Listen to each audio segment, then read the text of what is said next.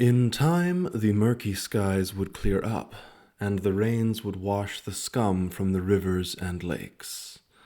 The tall buildings would come tumbling down, and the freeways would crumble away. And in time, the green growth would wind its ways up through the rubble. But the Wump world would never be quite the same. Hello again, and welcome back to the channel.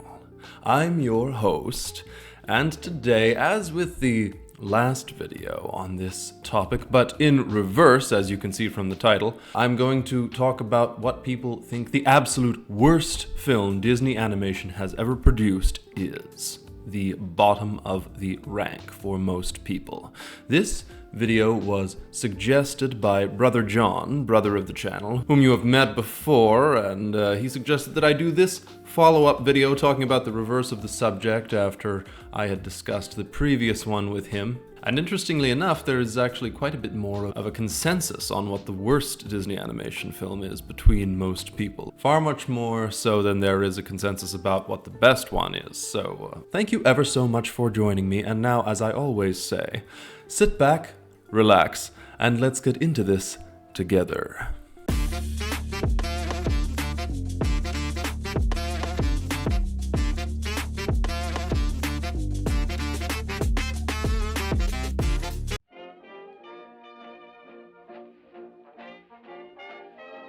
In part 1, we are going to discuss in bulk the votes given to the package era films, as there were a few, but not as many as you might imagine. So for this entire video, I polled, I believe, 44 different rankings of all of the films, including my own ranking. You'll get to discover what my worst film is in this video, even though I did not reveal my best in the last video, because that's a secret for my ranking video eventually. But I will tell you what my pick for worst ever is in this one.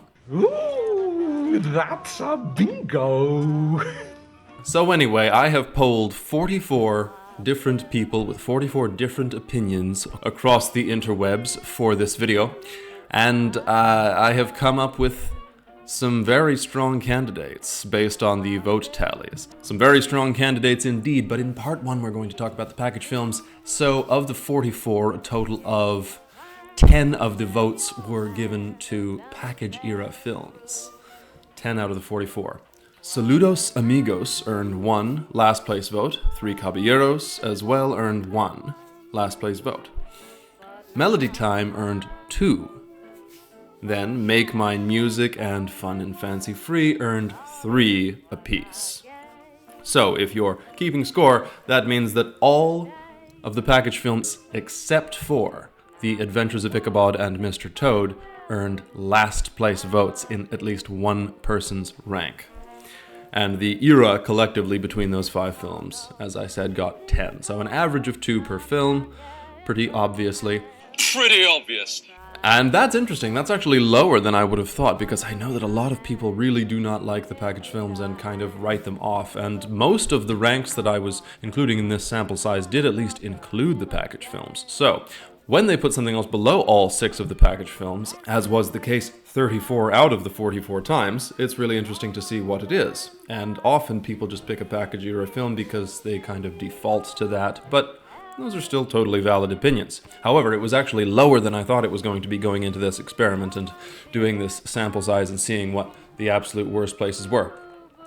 Now I'll talk briefly about why each of these could have a case for worst, but I don't really think I need to actually even go much into it for each one because they got so few votes each. And it was actually quite surprising to me how much more hated some other parts of the Disney canon were than the entire package film era. It's pretty cool that it got this few votes collectively, and none of the package era films managed to get more than 3 votes apiece, so good for them. I'm really surprised by Three Caballeros getting a 1 last place vote, because Three Caballeros is the second best remembered of the package film era overall, behind only The Adventures of Ichabod and Mr. Toad, which didn't get a single last place, and which got an average ranking of, I think, 38th, whereas the Three Caballeros was in the early 40s. But the Three Caballeros is quite well remembered by most people, and it's certainly one of the more liked of this era. So for at least one person to put it at the very, very bottom of their list Why? Why? Why? Why? Why? really quite shocked me, but hey, okay. None of the other four shocked me. Saludos Amigos obviously is the shortest film in the entire canon that was actually, released theatrically, actually is a part of this list of the animated classics. It's like 42 minutes long, basically. Out of the romantic laughter of dashing gauchos and carefree dancers comes the inspiration for Walt Disney's glorious new musical feature, Saludos Amigos. And it's part documentary. It's just maybe the weirdest and most unusual and most unique film in the canon in some ways, although it's also a sister film to The Three Caballeros. But it's just really short and odd and has documentary footage with people and is a bunch of shorts and is a package film and is from 1942/3 and even features Walt smoking in the film in some of the documentary footage. It's a wild film, but I really, really like it. I really connect with this film. I gave it a good review. I give it a 6 out of 10, and I really quite enjoy it. It's one of my favorite package era films. I like it a lot. But at the same time, I can see why at least one person would put it at the very bottom, because it is the single shortest one, and it is definitely weird and not for modern audiences, and I can see somebody really not connecting with this film, but at the same time, I quite like it myself. I've already gone over a little bit how much more loved The Three Caballeros is than the other 4 films I'm talking about here that got last place votes in the era, but yeah, The Three Caballeros is actually quite well remembered by most people, and it is the highest ranking and scoring of the package era films for me. If you want to go back and watch any or all of my reviews on those, I gave this film, The Three Caballeros, an 8.5, and it definitely does rank in the top half of my overall Disney rank, if you would like to know. Now we're 3 gay caballeros. But it got one last place vote, and I think that ranker just really did not like Horny Donald, which I understand, but I love Horny Donald. So yeah, Horny Donald Duck was basically not it for that one ranker, and they put this film at the very bottom because of the ending sequence with the 3 birds together and Donald chasing after the human women in the put together footage of the cartoons and the people. And I think that also the way that they do the technology in that film is so impressive, and it's just so ahead of its time in terms of mixing cartoons and live footage, but amazing. Anyway, I love The Three Caballeros. Me and my brother absolutely adore it, Brother John. But I get it. If you don't like Horny Donald, you don't like Horny Donald. And again, it's just a package era film. It's shorter, and all of these films get stick for that, for being in the package era. When these films are at the very bottom, that is often the way that it's structured, basically, is that all 5 or even 6 of these films are at the very bottom, and then the list goes up from there. When one of these is at the bottom, that is often the case where it's just like they are as a chunk at the bottom, because that ranker just does not like or does not connect with the package era as a modern film viewer. And I get it. I understand. But I like the package era. The wartime era films, I think they're great, mostly. Melody Time gets 2 last place votes, and I get it. It's pretty low on my list, even though I really still like Melody Time. It's low on my list just because I love Disney animation so much overall. But it's a collection of shorts. It's got some weird ones. It's got some kind of not that impressive ones. There's nothing super duper memorable. Like, it's got some really, really fun stuff. But at the end of the day, Melody Time is always going to rank low for most people. So yippee-yi-yi, yippee-yi-o, for the toughest critter west of the Alamo. I do not see a lot of people putting Melody Time even close to their top half, let alone in it. And so, I get it. If you have to, pick a worst one by default, Melody Time is sometimes the one that by default gets kicked to the curb, because these are all just watchable, fun movies, I would say, honestly, on the entire list, all 63 of them so far. But yeah, Melody Time, I get it. 2 people, not that many great standout shorts. It's okay, it's cute. Is Trees in that? I think Trees is really good. If Trees isn't in that, then anyway. Once Upon a Winter Time, it's just it's okay. It's all right. Everything's fine. But the Yeah. Well, it's fine. It's fine. Maybe it is fine. It's alright. Anyway, I think it's alright. Moving on. Make Mine Music. As Walt Disney brings you something new, something different in screen entertainment. In his latest full-length Technicolor comedy musical, Make Mine Music. Is another one which baffles me that it got 3 last place votes, because in my opinion it is the second strongest film of the entire package era behind Three Caballeros, but that's just my opinion. I give it a 7.5, I believe. I really like Make Mine Music, and I think that it's just because there's so many really strong shorts in it. I think the Whale Who Wanted to Sing at the Met and the Peter and the Wolf shorts are incredibly strong and charming, and there's a few others in it as well. Over half of the shorts in this film are just bangers, in my opinion. Casey at the Bat, there's just a lot of really good ones. And the art style is really strong. The music in it is all really well chosen and excellent. I just love Make Mine Music. I think that it's a interesting and strange and dark and fascinating watch, and I really adore it. It's one of the most interesting releases Disney has ever had, and they should put it on Disney Plus, damn it, because it's the only one that isn't on there. But anyway. Anyway, that's what it was about. Make Mine Music, I get why it would be at the bottom of some people's lists, but at the same time, it baffles me a little bit that there were as many as 3, because in my opinion, it's pretty clearly better than Melody Time, or at the very least it is to me, and I just think it's such a strong movie in a lot of ways. Even being a package era film, it does still feel like a good solid package that fits together, but I get it. Again, if you really don't like the package film era and you just had to pick a worst one, and that's obviously your bottom 6 anyway, and you just picked Make Mine Music as the one that you liked the least, I get it. I guess that was the case for 3 people, but it's hard for me to picture somebody hating this movie is the thing.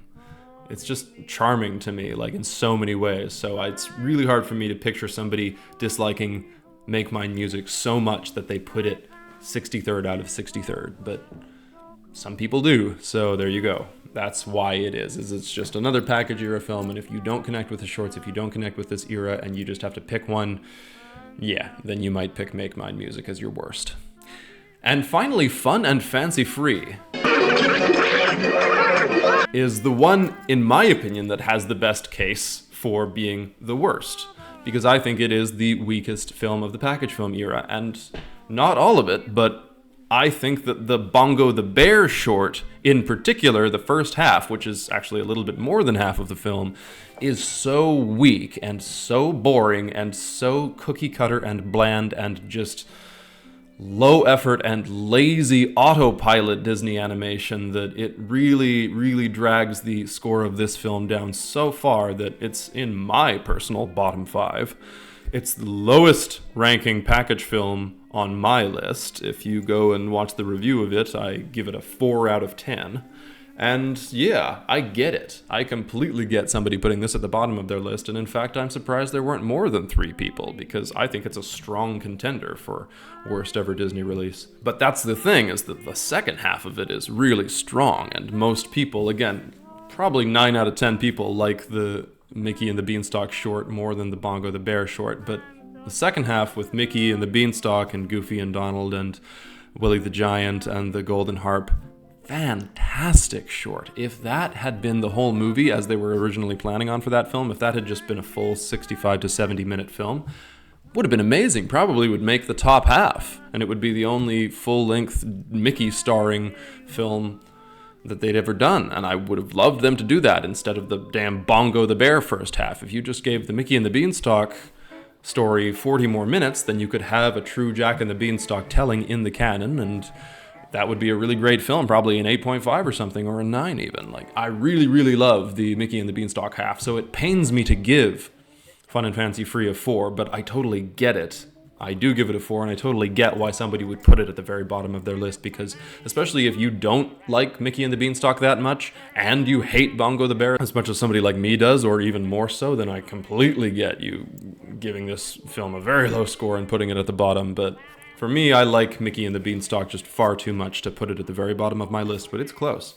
And it's interesting that Disney has done just the Mickey and the Beanstalk half, and not a full movie like they were originally planning on doing, and then they canceled Gigantic, which was going to be a more recent retelling of the Jack and the Beanstalk myth, but with a young female giant and a regular Jack, and them forming a bond a few years ago. But they actually canceled that film, which is the only film that Disney Animation has fully canceled in a while, and I always wish that we'd gotten that one. It kind of looked cool to me, but oh well. Oh no! Anyway. I kind of always mourn Gigantic. Anyway, so that's the package film era. That's why all 5 of these films have a case in somebody's eyes for being the absolute worst, and why all 5 of them got at least one last placement among the 44 ranks that I pulled. Moving on to part 2.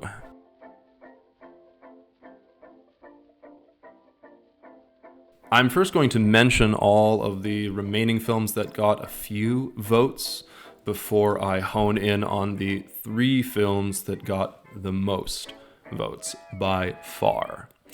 So, The Black Cauldron from 1985 got 2 last placements out of the 44.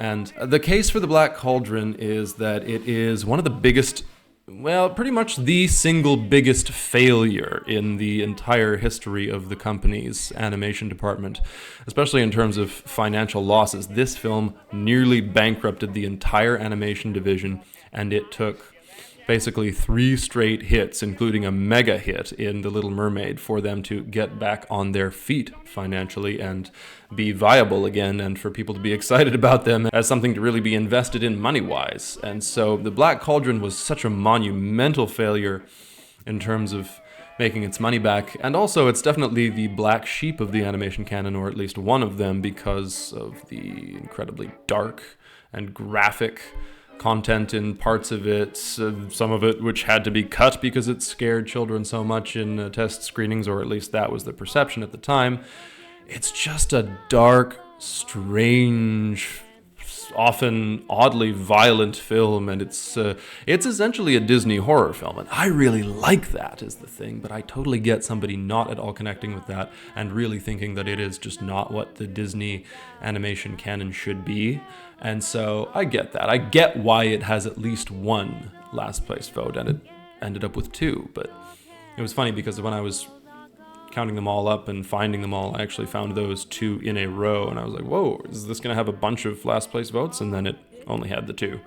But yeah, it's far from the bottom of my list. I think I gave it I'm not going to spoil that ranking, but I like this movie quite well. But yeah, I get why somebody would put it at the bottom, and it's kind of self-explanatory. It was such a monumental failure, at least financially. And it's quite a terrible adaptation of the books, even if I think it's a pretty fun movie itself. It's obviously flawed, but yeah, you can see why it has a case. Meet the Robinsons got 1 last place vote, and that shocked me, but okay. Yeah, Meet the Robinsons got 1 last place vote.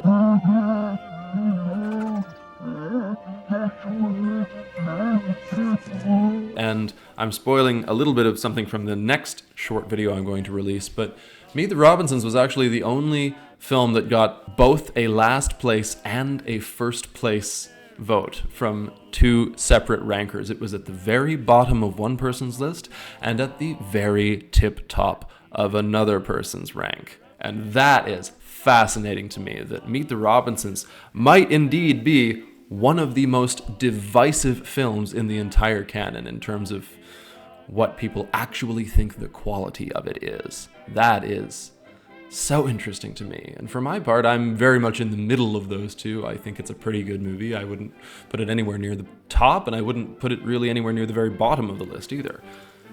It's quite decent, and I enjoy it very much every time I watch it, but it's really interesting to me that it got a number 1 placement, and perhaps even more interesting to me that it got a very last placement as well. So I don't really know what the case would be for it to be last place. It's just a decent movie, I think, and I guess maybe you think I don't remember what that person said in their rank, but I suppose the animation is quite low quality in some ways just because it was very early CG animation, and Disney super hadn't learned to do a lot of the stuff that they would eventually learn to do with 3D, but Yeah, it's pretty unpolished looking and weird to a lot of modern eyes. And the story's a bit scattershot, and if the twist doesn't work for you, then the twist doesn't work for you. And if you don't like Bowler Hat Guy, you don't like Bowler Hat Guy. I happen to. But it's like, the family is quite underdeveloped, and there are flaws with the movie, so I get it, but I would never put it at the very bottom, so it baffled me a little bit to see it at the very bottom, but, you know, there you go. You're always going to have these surprise picks. But it's the first one so far that I didn't really get at all, and it's kind of the only one on this list that I was surprised to see anybody put there. A surprise, to be sure, but a welcome one. It's just a fine movie, so I don't know. But one person thought Meet the Robinsons was the worst Disney animation film of all time, so there you go. All right, just a couple more and then we'll get to the big three. Ralph Breaks the Internet. And now for the million-dollar question. Do people assume all your problems got solved because a big, strong man showed up? Yes, what is up with that?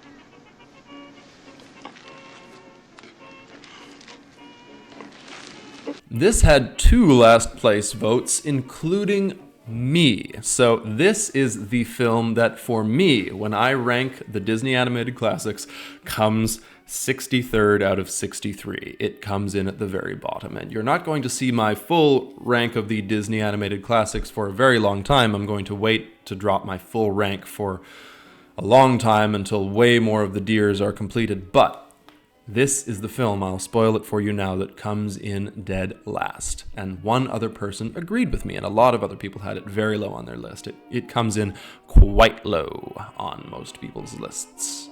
And one person put it third, so there you go. But there's no accounting for taste, except for when I account for taste in these videos, when I do a big aggregate of all people's tastes, and then I account for them. Then there's some accounting for taste. So that's what I'm doing today, essentially. Anyway. I'm catching hell from my wife for that. Anyway. Why would Ralph Breaks the Internet be at the bottom of somebody's list? Because it's crap, that's why. Because it's a horrible, horrible movie that completely disrespects Disney and Disney animation and the princesses and the princes especially. Because a big, strong man showed up? Big, strong man? Big, strong man? Weird, weird. Completely disrespects their storytelling tradition, their tradition of romance, their tradition of so many things. It completely disrespects so much. It's just a nothing shell of a movie. It's just pretty lights, and it's got a horrible supporting performance from Gal Gadot, and it's got a horrible leading performance from Sarah Silverman, and it's hampered John C. Reilly in this awful, awful interpretation of Ralph, and neither Ralph or Vanellope are really much like they were in the first movie, and their whole thing with the insecurity virus at the end, it just doesn't work. It doesn't make sense. I don't like it very much, and obviously it's at the bottom of my list. I just don't like any element of it very much, and that Disney Princess's couple of scenes are so insanely disrespectful to those characters and their stories and the entire tradition of storytelling and the company and the animation division. It's just such biting the hand that feeds you, just completely disrespectful of everything and everyone that's ever gone into it. I hate that movie so much. It's just a bad movie, and I wish it didn't exist. So yeah, Ralph Breaks the Internet is a horrible movie, and it should be at the bottom of a lot of people's lists. And I hope that it grows to be at the bottom of more people's lists as time goes on. I think we just need to sit with it and realize how bad it was first. But I hate that film. So yeah, that's why it would be at the bottom of somebody's lists, because it's the bottom of mine. That's freaking why. At least one person agrees with me. This sucks. Yeah, me. It really sucks. Me. This sucks more than anything that has ever sucked before. And finally, Strange World was at the bottom of one person's list, and I get it. It's... That's what I'm talking about. Around the... Not the best movie they've ever made by a long shot. I like it okay. I'll spoil that for you now. Again, I like Strange World okay. It's certainly not near the top of my list, but it's alright. I don't give it the absolute worst score ever. It doesn't offend me in any way. It's just an okay adventure, I think. It's just a sweet little Disney movie about a father and a son and a grandfather, and it's alright. I think it could have been better. I think it could have been far worse, though. I think that it capitalized on a lot of its opportunities, and it was a missed opportunity in a lot of ways too. I think it's a movie that lived up to some but not all of its potential. I get why somebody would really hate it, though. I get why somebody would think that it was just kind of boring and unsatisfying and not well put together and not well written. I don't personally really hold that view. I think it's okay, but I see why somebody would really think it was disappointing. And I know a lot of people really, really didn't like it, and it's one of the biggest bombs of Disney history as well. It did lose a lot of money. So again, it's got the whole Black Cauldron thing going for it, where it's just an enormous financial failure as well, so it's infamous for that. Infamous is when you're more than famous.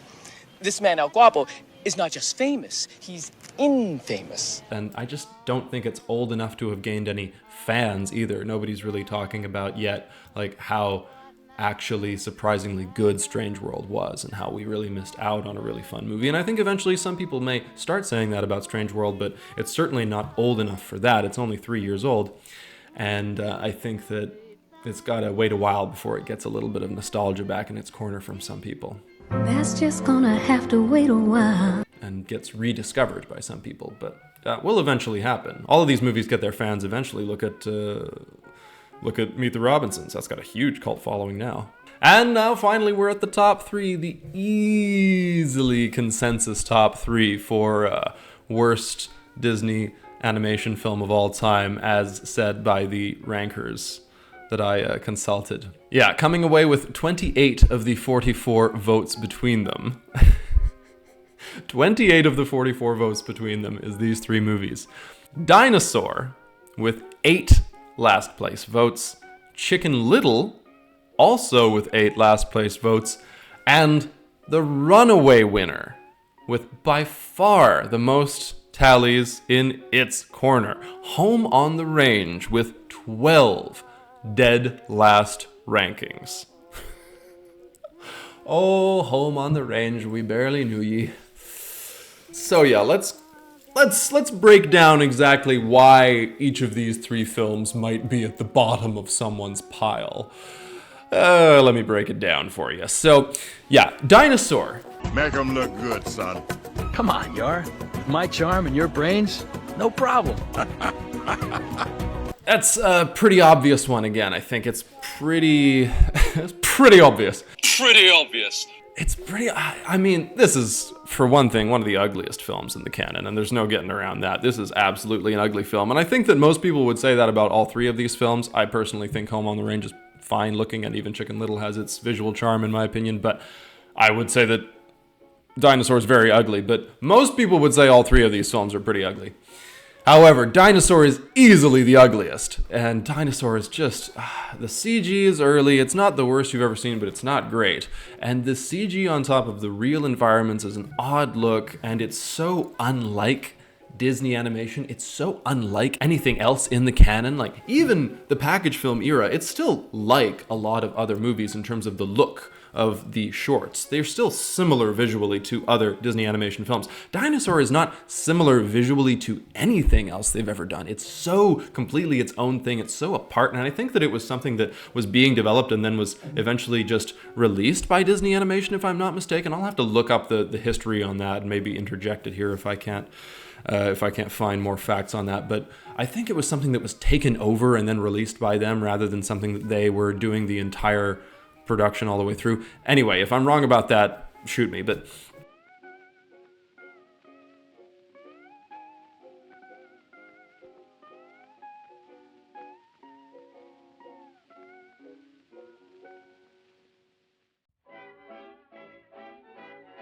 Dinosaur is just not memorable. It didn't get good reviews. It wasn't a financial hit. It's not well remembered. There's not really much nostalgia for it. It's old enough to be pretty hated.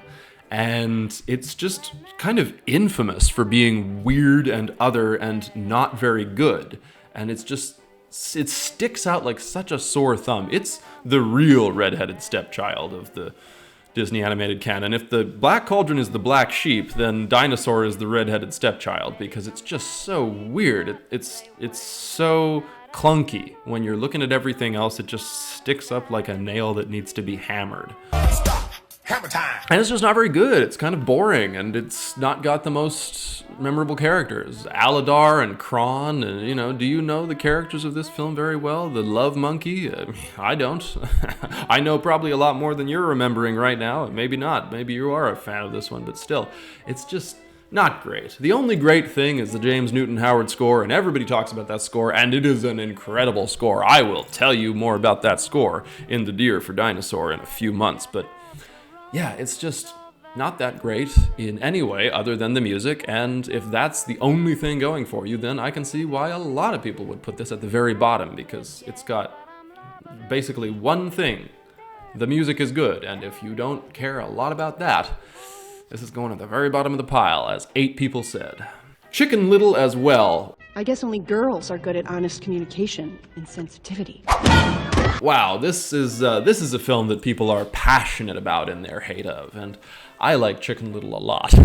It's not like at the top of my list, but it's you know, it's a few places up there, you know.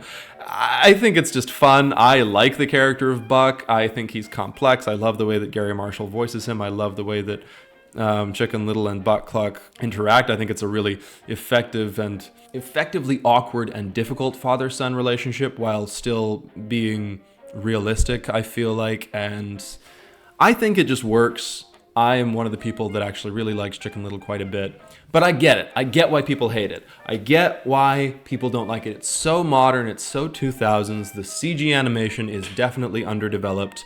Like, they would get much more skillful with the CG animation. I think that it looks actually pretty decently good, and they were going for this very storybook look. They were going for this particular art aesthetic for the characters and for everything, but you know, I also understand not liking it. Again, I totally get why this is at the bottom of people's lists, even if it's not at the bottom of my rank. But people don't like the story. People don't like that the story switches to an alien invasion in the second half. People don't love the characters. People don't really love the voice performances. People hate the character of Buck Cluck, mostly. People absolutely hate the father-son dynamic. Yeah, they just don't like the mid-story shift from kind of father-son drama sports hero thing to alien invasion. I think that's kind of an interesting wrinkle to throw in there, but again, these are all things that people regularly criticize, and again, they just think it's very ugly. They do not like the look of this film, and while I tend to kind of disagree, I get it. So that's why, again, 8 more people put Chicken Little at the very bottom of their lists. And finally, we have come at last to our runaway favorite of the ranks. Home on the Range with 12 out of 44 bottom placements. Out in the land of the desperado, if you're soft as an avocado, yeehaw, your front row hole is More than 25% of the rankers put Home on the Range specifically as the worst Disney animation film of all time. Let's talk about why. Well, one interesting aspect of this film is that there is no love lost for the stars of it. More so perhaps than any other Disney animated film. If you look at the cast list, you'll see that 3 of the prominent voices have been thoroughly cancelled for differing reasons over the last few years. You've got Roseanne Barr in the lead, who is a prominent conservative actress and quite outspoken, and who I absolutely adore, and who I am very much in support of. I love Roseanne. She's a feisty, wonderful lady, and she speaks the truth. Yeah, they're real. Quit staring. And then you've got Randy Quaid, who is somebody who's had a very contentious relationship with the U.S. government and with Hollywood for a number of years, if not decades, and who, again, I think is a pretty cool dude, even though he's a little wild. You see, you're And then you've got Cuba Gooding Jr., who can go f*** himself, basically. You got Cuba Gooding Jr., who should probably just be in jail. Yeah, I think that there's a lot of women that he's been quite touchy with that would have preferred he not be so touchy with them, and he's just kind of a touchy guy. So Cuba Gooding Jr. can go be touchy somewhere where he can't leave.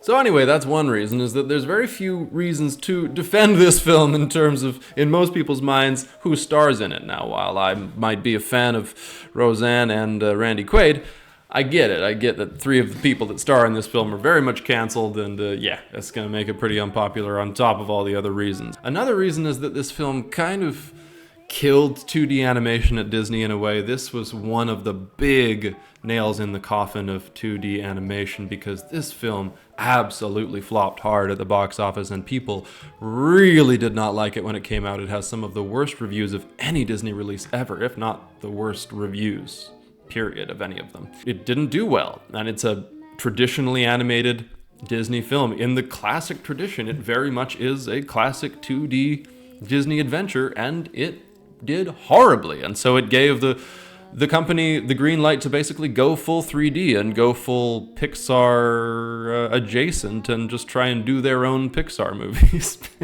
In a lot of ways, do eventually with Princess and the Frog and leading into Tangled. Eventually with Tangled, they started doing their own sort of, Pixar-tinged princess formula films, and that helped them become a little bit more identifiable as themselves, because again, when they go to other places like Wreck-It Ralph and Big Hero 6, they're almost indistinguishable from Pixar, and a lot of people sometimes even think that those are Pixar films because they're just so indistinguishable.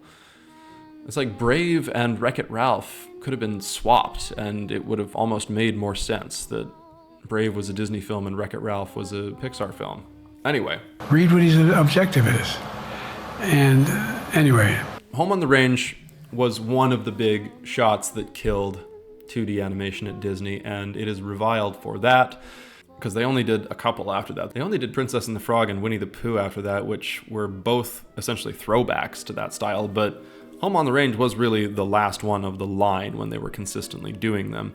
And it's one of the big reasons they stopped, and it's just a musical where people don't like the songs, and it's a movie where people don't like the lead characters. Like, I mean, you think that Sleeping Beauty gets a little bit hated on by having 3 old women as the stars. I mean, my God, Home on the Range. Movies that star a lot of older characters often get a bit of stick when they are for younger people, and Up is kind of, an anomaly, but even so, there's a very young child character in Up the whole way. Whereas something like Home on the Range, it's just all these older voices. It doesn't really work as much for kids, and then adults didn't connect with it either. It really didn't land with a lot of people, and so it didn't land at the time. It's gotten a horrible historical reputation for kind of killing 2D animation. People look back at it now as this sort of ridiculous low points in this nadir period, because if you think about it, all 3 of these movies came out within a 6-year period. Dinosaur 2000, Home on the Range 2004, and Chicken Little 2005, and so it's this very low period in the company in terms of creative success, with a lot of successes in there too, like Emperor's New Groove, Lilo and Stitch, Treasure Planet, Atlantis, but at the same time, a lot of really, really big failures, and then Bolt after that was a bit of a failure, but did a little bit better. But Home on the Range really, really failed at a time when they could not afford to have something really, really fail.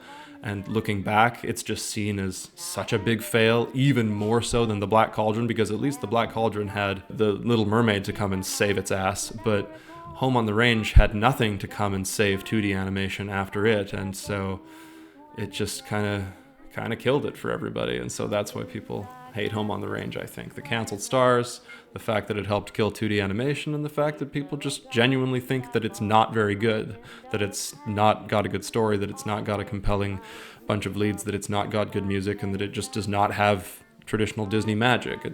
People don't connect with it at all, and that is why Home on the Range got 12 out of 44 last place ranks. Well, this sucks. And that is our runaway winner. So much more of a consensus for what the worst film is than what the best film is. And I'm actually going to do a third video, sort of just wrapping up all of my final thoughts on these first 2 videos, and talk about the widened sample size for what the best Disney film is. But even then, in that widened sample size, no film got more than 9 ranks as the first best Disney film overall. No film got more than 9 number 1 placements, whereas Home on the Range, out of 44, got 12. So it was a consensus and a half. Like, Chicken Little and Dinosaur, yeah, cute, 8 votes each, but what about 12 for Home on the Range? Like, holy crap, people hate this movie. Anyway, thank you very, very much for joining me as we discuss and analyze and explore this question, what do people think the absolute worst Disney animated classic is? I'm so very happy that you joined me today, and if you are still here, good night, good luck, and... Do me a favor, please. Get out of here. Get out of here, man!